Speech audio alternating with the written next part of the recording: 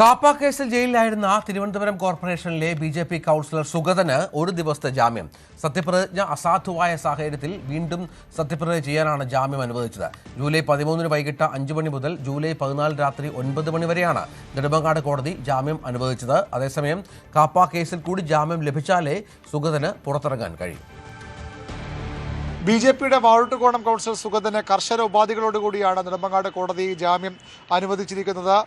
ക്രമസമാധാന പ്രശ്നങ്ങളടക്കം സുഗതൻ പുറത്തു വന്നാൽ ഉണ്ടാകുമെന്ന് പ്രോസിക്യൂഷൻ വാദിച്ചിരുന്നു. എന്നാൽ അതിന് പകരം സംവിധാനം ഒരുക്കണം, ക്രമസമാധാന പ്രശ്നം ഉണ്ടാകാതിരിക്കാനുള്ള സംവിധാനം സിറ്റി പോലീസ് കമ്മീഷണർ ഒരുക്കണം എന്ന നിർദ്ദേശം കൂടി നൽകിക്കൊണ്ടാണ് കോടതി സുഗതന് ജാമ്യം അനുവദിച്ചിരിക്കുന്നത്. ഓരോ ലക്ഷം രൂപയുടെ 2 ആൾജാമ്യ ബോണ്ടുകൾ നൽകി വേണം സുഗതൻ പുറത്തിറങ്ങാൻ. 11 മണിക്ക് രാവിലെ 11 മണിക്ക് കോർപ്പറേഷൻ മേയർ ഓഫീസിലെ കോൺഫറൻസ് ഹാളിൽ ഹാജരാകണം. 11:30 മുമ്പായി അവിടെ തിരികെ പോകണം. മറ്റൊരു യോഗങ്ങളിലും പങ്കെടുക്കാൻ പാടില്ല. വൈകിട്ടോടുകൂടി വിയൂർ സെൻട്രൽ ജയിലിലേക്ക് സുഗതൻ എത്തിക്കണമെന്നും പോലീസിന് നിർദ്ദേശമുണ്ട്. BJPക്ക് വലിയ ആശ്വാസമുള്ള തീരുമാനമാണ് ഇപ്പോൾ കോടതിയുടെ ഭാഗത്ത് നിന്ന് ഉണ്ടായിരിക്കുന്നത്. കാപ്പ ബോർഡ് നേരത്തെ സുഗതൻ്റെ ജാമ്യാപേക്ഷ തള്ളിയിരുന്നു.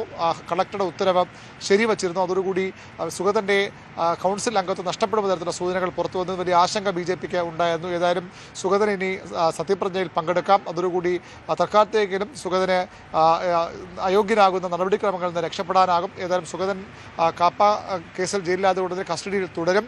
എന്നാൽ സത്യപ്രതിജ്ഞയ്ക്ക് വേണ്ടി മാത്രമാണ് ഇപ്പോൾ കോടതി ജാമ്യം അനുവദിച്ചിരിക്കുന്നത്. തൽക്കാലത്തേക്ക് BJPക്ക് മുഖം രക്ഷിക്കാനുള്ള, ഭരണം നഷ്ടപ്പെടാതിരിക്കാനുള്ള അവസരമായി ഇതിനെ അവർ ഉപയോഗിക്കുമെന്ന് ഉറപ്പാണ്. തുടർ നടപടികളുമായി, നിയമ നടപടികളുമായി BJP മുന്നോട്ട് പോവുകയും ചെയ്യും. സുഗതൻ പുറത്തിറങ്ങിയാൽ ഏത് തരത്തിലുള്ള പ്രതിഷേധത്തിനാണ് ഇടതുമുന്നണിയും UDFും തയ്യാറാകുന്നതാണ് കണ്ടറിയേണ്ടത്. സുഗതൻ്റെ രാജി ആവശ്യപ്പെട്ടുകൊണ്ടുള്ള വലിയ പ്രക്ഷോഭം നഗരസഭയ്ക്ക് മുന്നിൽ ഇടതുമുന്നണി ഇപ്പോൾ റിലേ സത്യാഗ്രഹം തുടരുകയാണ്. കോൺഗ്രസും ഈ ആവശ്യം ഉന്നയിച്ച് സമരരംഗത്താണ്.